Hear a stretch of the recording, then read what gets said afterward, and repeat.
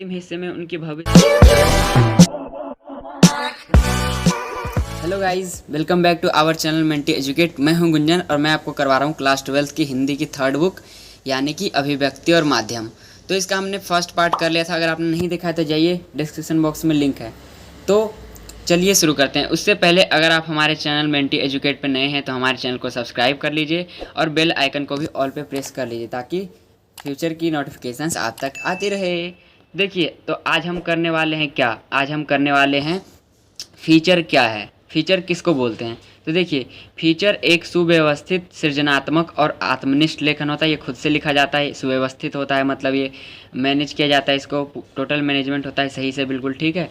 देखिए, इसका मुख्य जो एम क्या है फीचर का, पाठकों को सूचना देना यानी रीडर तक इन्फॉर्मेशन पहुंचाना, जैसे हम पढ़ते हैं अखबार, ठीक है। शिक्षित करना, मुख्य रूप से उनका मनोरंजन करना होता है। ये बात ज़रूर आपको ध्यान देना, लिख के आनी है, ठीक है। देखिए, समाचार लेखन में क्या होता है कि वस्तुनिष्ठता और तथ्यों की शुद्धता पर बल दिया जाता है। अर्थात समाचार लिखते समय रिपोर्टर उसमें अपने विचार नहीं डाल सकता है, जो हुआ है उसको वही देना। ये नहीं कि अपनी तरफ से लिख दिया कि ऐसा होना चाहिए, ऐसा होना चाहिए, ठीक है। जबकि फीचर लिखते समय जो लेखक है वो अपनी राय रख सकता है, अपना नज़रिया उसमें बिठा सकता है कि हाँ ऐसा होना चाहिए, ठीक है। उसके बाद आगे बात करते हैं दूसरा। फीचर लेखन में उल्टा पिरामिड शैली का उपयोग किया जाता है, ठीक है। पहले फिर वो इंट्रोडक्शन, फिर बॉडी, फिर सबसे नीचे समापन, ठीक है। अब देखिए, फीचर लेखन की शैली लगभग कथात्मक शैली के समान होती है, मतलब स्टोरी की तरह होती है ये। अब तीसरा डिफरेंस, समाचारों के विपरीत फीचर लेखन की भाषा सरल, रूपात्मक, आकर्षक और मन को छूने वाली होती है। मतलब इतने बढ़िया से लिखा जाता है ना इसको कि जो रीडर होता है उसका हार्ट टच कर लेता है, ये ध्यान रखिए, दिल में उतर जाता है। अब देखिए चौथा, समाचारों की तरह फीचर में शब्दों की कोई अधिकतम सीमा नहीं होती है। समाचार में क्या होता है, एक सीमा होता है कि आप इतने वर्ड्स नहीं लिख सकते, लेकिन फीचर में ऐसा नहीं होता है। देखिए, होता क्या है कि अखबारों तथा पत्रिकाओं में 250 शब्द से लेकर 2000 शब्दों तक के फीचर छपते हैं। ध्यान रखिएगा, 250 शब्द से 2000 शब्द तक। अब आगे बात करता हूँ मैं, ये सब पढ़ने की कोई ज़रूरत नहीं, ये सब ऐसे ही एग्जाम्पल दिया हुआ है। अब आगे देखिए, फीचर कैसे लिखें हैं। ये तो देख लिया कि फीचर क्या होता है और फीचर और समाचारों में डिफरेंस क्या है, लेकिन अब ये भी तो प्रश्न आता है कि फीचर लिखते कैसे हैं, आखिर लिखा कैसे जाता है। तो बहुत ही आसान है, मैं आपको अभी बता देता हूँ। देखिए, फीचर लिखते समय क्या क्या बातें हमें ध्यान में रखनी चाहिए। फीचर को सजीव बनाने के लिए उसमें उस विषय से संबंधित लोगों अर्थात पात्रों की मौजूदगी आवश्यक है। अगर आप जिस भी विषय के ऊपर फीचर लिख रहे हैं उसमें अगर कोई कैरेक्टर है, कोई पात्र है, कोई व्यक्ति है, तो उसका उसमें होना बहुत ज़रूरी है। ऐसा नहीं है कि किसी के बारे में आप शुरू हो गए फिर उसका आपने जिक्र ही नहीं किया उसमें कि वो कौन है, कहाँ से आया है, क्या करता है। ये सब लिखना ज़रूरी है, ठीक है। दूसरा, कहानी को उनके माध्यम से कहने की कोशिश कीजिए, अर्थात पात्रों के माध्यम से उस विषय के विभिन्न पहलुओं को सामने लाइए। मतलब ऐसा दिखाइए कि जैसे वही साक्षात बोल रहे हों, आप नहीं बोल रहे हैं, आप उनको बस लिख के दे रहे हैं। ऐसा लग रहा है कि उन्होंने ही कहा है आके, जिन जो कैरेक्टर है, जो पात्र है, उन्होंने ही बोला है, ठीक है। अब देखिए तीसरा, कहानी को बताने का अंदाज ऐसा होना चाहिए कि आपके पाठक यह महसूस कर सकें कि वे स्वयं उसे देख और सुन रहे हों। कहानी को ऐसे बताइए जैसे आप एकदम एकदम रियलिटी में बता रहे हो, मतलब रियलिटी कर रहे हो, मतलब वो आपके सामने ही है। ध्यान रखिएगा, मतलब जिसके बारे में बता रहे हैं आप वो आपके सामने है। अब देखिए, इसकी कोई थीम होनी चाहिए, कोई ना कोई थीम होनी चाहिए, मतलब कोई थीम जरूर होना चाहिए कि आप किस चीज़ पे फीचर लिख रहे हैं, ठीक है। जिसके चारों ओर सभी प्रासंगिक सूचनाएं, तथ्य और विचार होते होना चाहिए, और इसी थीम के चारों तरफ जो है वो बातें घूमनी चाहिए, ठीक है। फीचर विभिन्न प्रकार के होते हैं, फीचर के बहुत रूप होते हैं, जैसे समाचार बैकग्राउंड, खोजपरक फीचर, साक्षात्कार फीचर, जीवन शैली फीचर, रूपात्मक फीचर, व्यक्ति चित्र फीचर, यात्रा फीचर और विशेष रुचि के फीचर प्रमुख है। ये देखिए, यहाँ पे एक यात्रा फीचर दिया हुआ है, यहाँ पे आप ध्यान से देखिएगा, यहाँ पे एक यात्रा फीचर दिया हुआ है, इसको पढ़ के देखिएगा आप, ठीक है। फिर अगर नहीं समझ में आएगा तो आप डिस्क्रिप्शन बॉक्स में बताइएगा। ये देखिए, प्रत्येक फीचर का प्रारंभ, मध्य और अंत होता है, ये तो आपको पता है। फीचर का प्रारंभ आकर्षक और उत्सुकता पैदा करने वाला होना चाहिए। मतलब फीचर जब स्टार्ट हो तो ऐसा, मतलब रीडर को लगे कि हाँ आगे क्या होने वाला है, कुछ ना कुछ सस्पेंस क्रिएट होना चाहिए, ठीक है।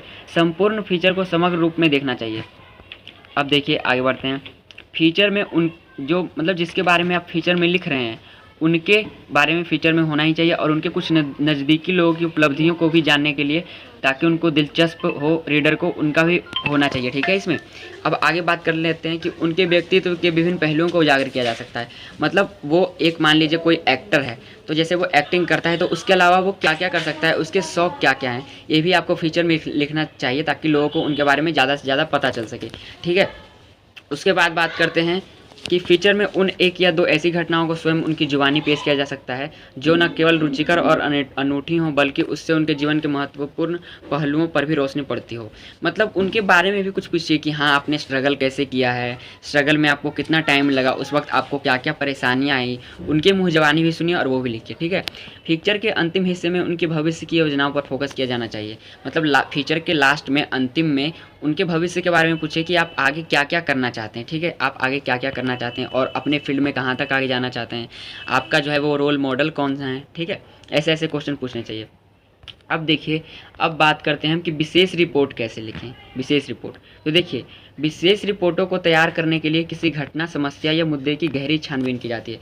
कोई भी घटना हो, कोई भी समस्या हो, विशेष रिपोर्ट के लिए उसके तह तक जाना पड़ता है, एक एक चीज़ खोज के निकालनी पड़ती है घटना से संबंधित।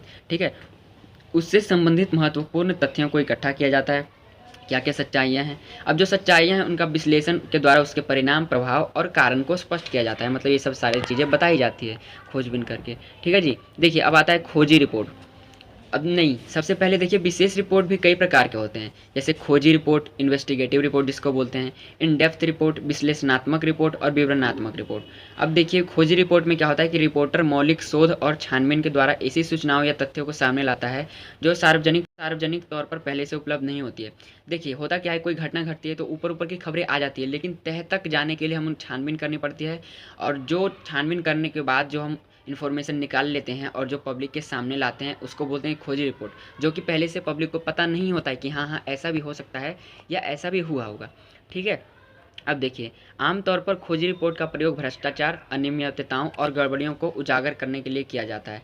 देखिए, खोजी रिपोर्ट जो है वो भ्रष्टाचार को उजागर करने के लिए, भ्रष्टाचार के बारे में बताने के लिए, गड़बड़ियाँ जो हुई है किसी चीज़ में उसको बताने के लिए किया जाता है। ठीक है जी, अब देखिए, इन डेप्थ रिपोर्ट की बात करते हैं। इन डेप्थ रिपोर्ट में सार्वजनिक तौर पर उपलब्ध तथ्यों, सूचनाओं और आंकड़ों की गहरी छानबीन की जाती है।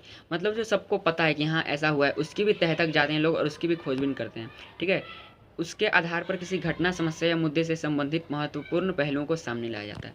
ठीक है जी, अब देखिए, विश्लेषणात्मक रिपोर्ट में किसी घटना या समस्या से संबंधित तथ्यों के विश्लेषण और व्याख्या पर बल दिया जाता है। मतलब उसका पूरा छानबीन करके उसकी व्याख्या करते हैं कि क्या क्या हुआ था, एक एक चीज़। अब देखिए, वहीं विवरणात्मक रिपोर्ट में किसी घटना या समस्या के विस्तृत और बारीक विवरण को प्रस्तुत करने का प्रयास किया जाता है। मतलब एक से एक छोटी से छोटी चीज़ जब बताते हैं तो वो विवरणात्मक रिपोर्ट में आता है। अब देखिए, आगे लिखा हुआ है, आमतौर पर सभी प्रकार की विशेष रिपोर्टों को समाचार लेखन की उल्टा पिरामिड शैली में ही रखा जाता है। क्या होता है कि आमतौर पर सभी विशेष रिपोर्टों को समाचार लेखन की उल्टा शैली में ही रखा जाता है, लेकिन कभी कभी ऐसी रिपोर्टों को फीचर शैली में भी लिखा जाता है। ठीक है, अब देखिए, आगे बात करते हैं कि कई बार उल्टा पिरामिड शैली तथा फीचर शैली, दोनों ही शैलियों को मिलाकर विशेष रिपोर्ट तैयार की जाती है। इन दोनों को ही मिलाकर कभी कभी विशेष रिपोर्ट तैयार कर दिया जाता है। ठीक है, अब आगे बात कर लेते हैं हम। देखिए, विचारपरक लेखन, लेख, टिप्पणियाँ और संपादकीय। तो देखिए, समाचार पत्रों में समाचार और फीचर के अतिरिक्त विचारपरक सामग्री भी प्रकाशित की जाती है। विचारपरक मतलब अपने विचार भी रखे जाते हैं समाचार पत्रों में। समाचार पत्रों में संपादकीय पृष्ठ पर प्रकाशित होने वाले संपादकीय अग्रलेख, लेख और टिप्पणियाँ इसी विचारपरक पत्रकारीय लेखन की श्रेणी में आती हैं। ये सारी जो चीज़ें हैं, संपादकीय, अग्रलेख, लेख, ये सारे विचारपरक पत्रकारीय लेखन की श्रेणी में आते हैं। ठीक है जी, अब देखिए, अब आगे आता है संपादकीय लेखन। संपादकीय के द्वारा समाचार पत्र किसी घटना, समस्या या मुद्दे के प्रति अपनी राय को प्रकट करते हैं। संपादकीय में क्या होता है, कोई भी घटना हुआ हो उसका अपना राय व्यक्त करते हैं उसमें, संपादकीय लेखन में। ठीक है, अब देखिए, संपादकीय को लिखने की जिम्मेदारी उस अखबार में काम करने वाले संपादक तथा उनके सहयोग की होती है। कोई भी अखबार हो, उनका जो संपादक होगा और उसका जो सहयोगी होगा वही संपादकीय लेखन करता है। ठीक है, कोई बाहर का लेखक या पत्रकार संपादकीय नहीं लिख सकता है, कोई बाहर का आदमी संपादक नहीं बन सकता है, संपादक नहीं लिख सकता है। ठीक है जी, अब आगे बात करते हैं हम स्तंभ लेखन की। तो देखिए, स्तंभ लेखन भी विचारपरक लेखन का एक प्रमुख प्रकार है, विचारपरक लेखन का एक हिस्सा है स्तंभ लेखन। देखिए, कुछ महत्वपूर्ण लेखक होते हैं, बहुत ही मतलब वो फेमस होते हैं, तो वो अपने वैचारिक रुझान रखते हैं, अपने एक खास प्रकार के विचार रखते हैं, उनके लिए कॉलम छोड़ दिया जाता है और उनकी एक लेखन शैली भी विकसित हो जाती है ऐसे। ठीक है, तो ऐसा स्तंभ लेखन किनको मिलता है, जो लेखक बहुत ही फेमस होते हैं उनको समाचार पत्र में हमेशा एक लेखन लिखने की जिम्मेदारी दी जाती है। ठीक है, देखिए कभी कभी ऐसा भी होता है कि कुछ जो अखबार होते हैं ना, वो इसीलिए उनके लेखक की वजह से फेमस हो जाते हैं कि आज उनका आने वाला है, इसलिए ये अखबार खरीदेंगे हम। इसमें लेखक जो है वो अपनी विचारों को रखने के लिए पूरी तरह से स्वतंत्र होता है। ठीक है, अपने विचार वो अभिव्यक्त करता है। अब देखिए आगे बात करते हैं, लेकिन इसमें ये भी है कि नए जो लेखक हैं ना, उनको ऐसा अवसर प्राप्त नहीं होता है, क्योंकि वो अभी भी नए नए आए हैं, फेमस नहीं हुए, अभी उनको लोगों के बारे में ज़्यादा पता नहीं है। ठीक है, अब आगे बात करते हैं संपादक के नाम पत्र। देखिए समाचार पत्रों के संपादकीय पृष्ठ पर तथा पत्रिकाओं की शुरुआत में संपादक के नाम पात्रकों के पत्र भी प्रकाशित होते हैं। मतलब संपादक कौन है और उनके नाम पे पत्र भी समाचार पत्रों के शुरुआती में वो लिखते हैं। ठीक है, देखिए हर समाचार पत्रों में क्या होता है, एक स्तंभ होता है, स्थायी स्तंभ, मतलब एक तो स्तंभ छोड़ा ही जाता है।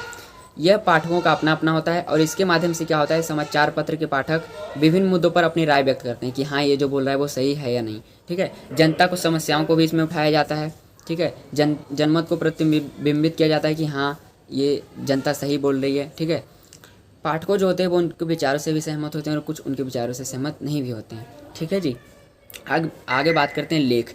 अब देखिए अब मेन बात क्या आता है, सभी समाचार पत्रों में संपादकीय पृष्ठ पर समसामयिक मुद्दों पर वरिष्ठ पत्रकारों तथा इन विषयों के विशेषज्ञों के लेख भी प्रकाशित होते हैं। जो उस अखबार के जो फेमस होते हैं, संपादक होते हैं या फिर जो वो छापते हैं, उनकी अपनी क्या वैचारिक रुझान है, क्या विचार है, वो भी कभी कभी लेख में लिखा जाता है। ठीक है, इन लेखों में किसी विषय या मुद्दे पर विस्तार से चर्चा की जाती है। कोई समस्या उठा दिया या कोई विषय उठा दिया, उसमें विस्तार से चर्चा की जाती है। अपने विचार रखते हैं, वो अपने विचार रखते हैं, अलग लोग अपने विचार रखते हैं। ठीक है, अब देखिए लेकिन ये जो लेख होते हैं ना, वो सच्चाइयों और सूचनाओं पर आधारित होते हैं। ठीक है जी, अब आगे बात करते हैं। देखिए किसी लेख को लिखने के लिए पर्याप्त तैयारी की आवश्यकता होती है। कोई भी लेख आप लिख रहे हैं तो उसके बारे में आपको पूरी चीज़ें पता होनी चाहिए, तभी आप उसको लिख सकते हैं। ठीक है, देखिए लेख की कोई एक निश्चित लेखन शैली नहीं होती, प्रत्येक लेखक की अपनी एक शैली होती है, लेखन शैली होती है।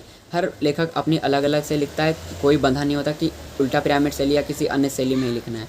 ठीक है, अब देखिए आगे बात करते हैं कि देखिए लेख का भी एक प्रारंभ मतलब स्टार्टिंग, एक मध्य यानी मिडल और एक अंत यानी लास्ट होता है। देखिए लेख को शुरुआत में यदि उस विषय के सबसे ताज़ा प्रसंग अथवा घटनाक्रम का विवरण दिया जाए और इसके बाद उससे जुड़े अन्य पहलुओं को सामने ले आए तो लेख का प्रारंभ आकर्षक बन जाता है। कोई टॉपिक पे आप लिख रहे हैं तो सबसे पहले उसके शुरुआती चीज़ों को लिखिए, सबसे ताज़ा प्रसंग को लिख लीजिए, जो आजकल वो चल रहा है, जो आजकल उस चीज़ के बारे में हो रहा है, ताज़ा ताज़ा बिल्कुल फ्रेश। ठीक है, तो ये इससे क्या होता है, रीडर के मन में जिज्ञासा होती है कि आगे और अच्छा लिखा होगा और रुचि आती है उनको पढ़ने में। ठीक है जी, अब आगे बात करते हैं साक्षात्कार यानी इंटरव्यू। देखिए समाचार माध्यमों में साक्षात्कार का बहुत महत्वपूर्ण स्थान होता है। कोई भी देखते हैं आप, कभी कभी इंटरव्यू छपता है कि इसने इसका इंटरव्यू लिया, इस बड़े आदमी का इंटरव्यू लिया। देखिए पत्रकार एक प्रकार से साक्षात्कार के द्वारा ही समाचार, फीचर, विशेष रिपोर्ट तथा अन्य कई प्रकार के पत्रकारीय लेखन के लिए कच्चा माल एकत्र करते हैं। ठीक है जी, पत्रकार ही जो होते हैं वो हर प्रकार के लेखन के लिए छोटी से छोटी बात निकाल के लाते हैं और फिर छापते हैं, उनको दिखाते हैं। ठीक है, साक्षात्कार क्या करता है, किसी भी व्यक्ति के बारे में जानता है कि उन्होंने अपने लाइफ में क्या किया, स्ट्रगल क्या किया, कुछ क्वेश्चंस पूछता है जो उनको पूछना चाहिए। लेकिन एक सफल साक्षात्कार बनने के लिए, इंटरव्यूअर बनने के लिए आपको क्या होना चाहिए, आपके पास ज्ञान होना चाहिए, आपके अंदर संवेदनशीलता होनी चाहिए, संवेदनशीलता यानी पेशेंस, और कूटनीति होनी चाहिए कि आप घुमा घुमा के प्रश्न पूछ पाएँ। आपके पास साहस होना चाहिए और गुण भी होने चाहिए। ठीक है जी, अब देखिए एक अच्छे और सफल साक्षात्कार के लिए कुछ बातें आवश्यक हैं।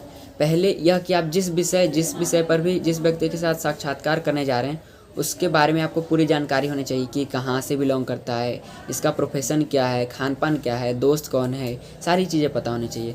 दूसरा चीज़, आप साक्षात्कार से क्या निकालना चाहते हैं इसके बारे में भी आपको स्पष्ट होना चाहिए। आप वहाँ पे किस लिए जा रहे हैं, आपको पूछना क्या है उनसे, ये सारे प्रश्न आपके पास पहले से ही होने चाहिए। ठीक है, और आपको ऐसे प्रश्न पूछने चाहिए जो एक आम लोगों के मन में, आम पाठक के मन में होगा। मतलब आपको ऐसे प्रश्न पूछने हैं जो एक आम व्यक्ति भी पूछ सकता है। ठीक है, अगर वहाँ पे आप रिकॉर्ड कर सके चीज़ों को, उनके बोली को रिकॉर्ड कर सके तो आपको रिकॉर्ड करना चाहिए। लेकिन देखिए एक ही प्रश्न को बार बार नहीं पूछना चाहिए। आप उनके बोलते बोलते आप नोट्स भी बना सकते हैं, छोटी छोटी चीज़ें भी लिख सकते हैं जिसको आप बाद में छाप सकें। ठीक है, लेकिन आप उनको एक ही चीज़ बार बार नहीं पूछिए। ठीक है, तो दोस्तों आज के लिए इतना ही। आज हमारा जो है ये पत्रकारीय लेखन ख़त्म होता है। आई होप आप लोगों को समझ में आया होगा। ठीक है, तो मिलता हूँ नेक्स्ट वीडियो में, तब तक के लिए बाय बाय। अगर अच्छा लग रहा होगा दोस्तों को भी शेयर कीजिए। Okay, bye bye.